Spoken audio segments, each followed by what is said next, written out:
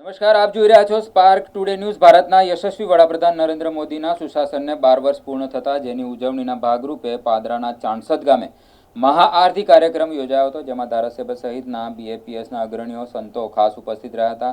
ભારતના યશસ્વી વડાપ્રધાન નરેન્દ્ર મોદીજીના સુશાસનને 12 વર્ષ પૂર્ણ થતા જેની ઉજવણી અનેક સ્થળોએ વિવિધ કાર્યક્રમો થકી ઉજવવામાં આવી હતી। દેશમાં સૌથી લાંબા સમય સુધી ચૂંટાયેલા પ્રધાનમંત્રી બનવા બદલ તથા તેઓ ઉત્તમ સ્વાસ્થ્ય અને દીર્ઘાયુ માટે ભાગરૂપે પાદરાના ચાણસદ ગામે વિશ્વ વંદનીય પરમ પૂજ્ય પ્રમુખ સ્વામી મહારાજના પ્રાગટ્ય સ્થાન આવેલા નારાયણ સરોવર ખાતે મહાઆરતી તેમજ ગુરુપૂજનનો કાર્યક્રમનું ભવ્ય આયોજન કરવામાં આવ્યું હતું। આ કાર્યક્રમમાં પાદરાના ધારાસભ્ય ચૈતન્યસિંહ ઝાલા સહિત બીએપીએસના વરિષ્ઠ સંત શ્રી નારાયણ ચરણ સ્વામી સહિત શ્રી હરિપ્રકાશ સ્વામીજી સહિત તાલુકા અને જિલ્લા પંચાયતના સદસ્યો સહિત ભાજપના કાર્યકરો ખાસ ઉપસ્થિત રહ્યા હતા।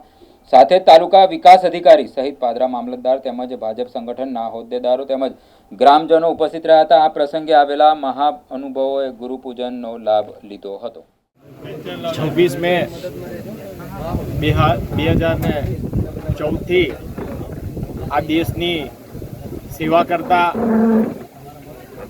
વડાપ્રધાન, વિશ્વ નેતા અને ભારત દેશના સૌથી વધુ સમયના ચૂંટાયેલ પ્રધાનમંત્રી તરીકે સેવા આપતા પ્રખર સનાતની વડાપ્રધાન માનનીય શ્રી નરેન્દ્રભાઈ મોદીજીના ચૂંટાયેલ વડાપ્રધાન તરીકે આજે 4399 દિવસ કે જે ભારત દેશના પ્રધાનમંત્રી તરીકે સૌથી વધુ દિવસ સુધી સેવા આપતા પ્રધાનમંત્રી બન્યા છે।